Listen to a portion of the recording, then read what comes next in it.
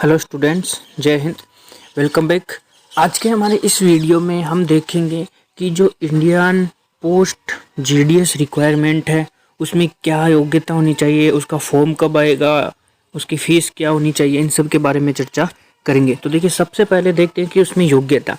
तो यदि आप 10th पास आउट है और 10th में भी मैथ और इंग्लिश में तो आप ज़रूर अच्छे नंबरों से पास होने चाहिए। इसकी योग्यताओं में पहला फैक्टर आ गया 10th पास।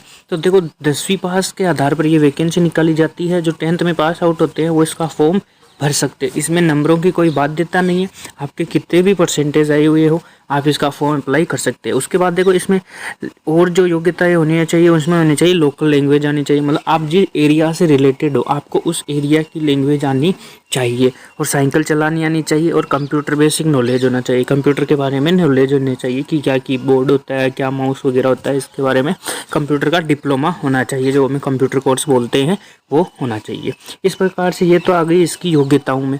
फिर उस देखते हैं कि इसका जो एप्लीकेशन है वो क्या होता है। तो इसका ऑनलाइन एप्लीकेशन फिल किया जाता है। जब ये वैकेंसी आती है तब ऑनलाइन एप्लीकेशन भरा जाता है। ऑनलाइन फॉर्म हो गया। उसके बाद देखते हैं इसकी फ़ीस।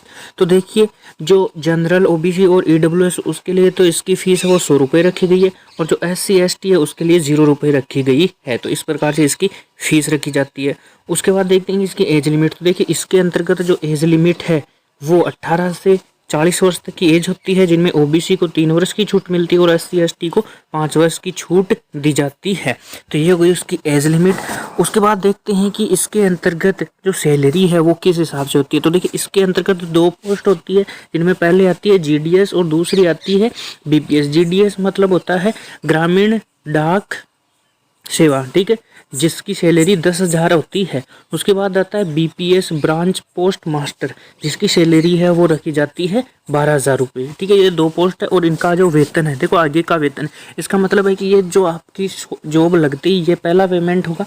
उसके बाद जैसे जैसे आपका मतलब एक्सपीरियंस बढ़ेगा, आप मतलब जितनी ज़्यादा टाइम तक इस सर्विस से रिलेटेड रहोगे उस हिसाब से आपका पेमेंट आगे बढ़ता ही जाएगा। तो पेमेंट इम्प्रूवमेंट होती जाएगी। उसके बाद है जॉब प्रोफाइल। तो देखिए, जॉब प्रोफाइल के अंतर्गत आता है कि ये जो जॉब है वो आपके जिस लोकल एरिया से रिलेटेड जहाँ पर आपकी ड्यूटी लगाई जाएगी वहीं पे आपको घूम फिर के जो डाक में जो पोस्टमैन होता है उसके कार्य करने होंगे, जैसा कि कोई डाक वगैरह आ गई, चिट्ठी वगैरह, ये सारे पहुंचाना। उसके बाद देखते हैं कि इसकी कार्य विधि। तो देखिए, इसमें कम से कम 4 से 5 घंटे तक का कार्यकाल होता है जो आपको देना पड़ता है। उसके बाद आप फ्री होके अपना कुछ और काम भी कर सकते हैं। तो देखो, चयन प्रक्रिया होती है। यदि आप 10th पास आउट है तो फॉर्म लगाया जाएगा आपका, और इसका जो सिलेक्शन प्रोसेस है वो होती है 10th के परसेंटेज पे। जैसा कि अब की बार 2022 में जो भर्ती आई थी उसमें लगभग 90% से ऊपर इसकी मेरिट गई थी।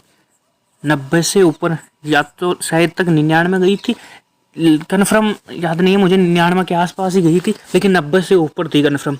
इसका जो सिलेक्शन है वो लगभग, यदि 95 से ऊपर परसेंट है तो उनका लगभग सिलेक्शन हो सकता है। 90-95 से जो ऊपर वाले हैं उनके लिए सिलेक्शन हो सकता है इसके अंतर्गत, क्योंकि इसमें बहुत ज़्यादा फॉर्म भरे जाते हैं, इसलिए मेरिट है वो हाई जाती है। तो सिलेक्शन प्रोसेस सिर्फ 10th बेस्ड के आधार पर होगा, जिसमें जो लास्ट कट ऑफ निकलेगी उसके आधार पर सिलेक्शन करवाया जाएगा। अब देखो, नई वैकेंसी। तो देखिए, जो नई वैकेंसी के लिए जो पिछली वैकेंसी है वो मार्च, अप्रैल और मई के आसपास आई थी, 2022 वाली, ठीक है, जिसके अंतर्गत काफ़ी 38-39 हज़ार पोस्टें थी, ठीक है। तो इस हिसाब से यदि हम अंदाज़ा लगाए तो इसकी जो अब नई वैकेंसी है वो आएगी 2023 में, क्योंकि 2022 में तो ये आ चुकी है, अब आएगी 2023 में, और लगभग इतने ही पदों पर, अभी पदों का हम कंफर्म तो नहीं कर सकते, लेकिन काफ़ी पदों तक ये पोस्ट आएगी। और इसकी जो वैकेंसी है वो मई या फिर जून से पहले इसकी वैकेंसी ज़रूर आ जाएगी। तो इस तरीके से ये हो गई GDS के लिए इन्फॉर्मेशन, जिन स्टूडेंट्स के लिए जो इसका फॉर्म अप्लाई करना चाहते हैं।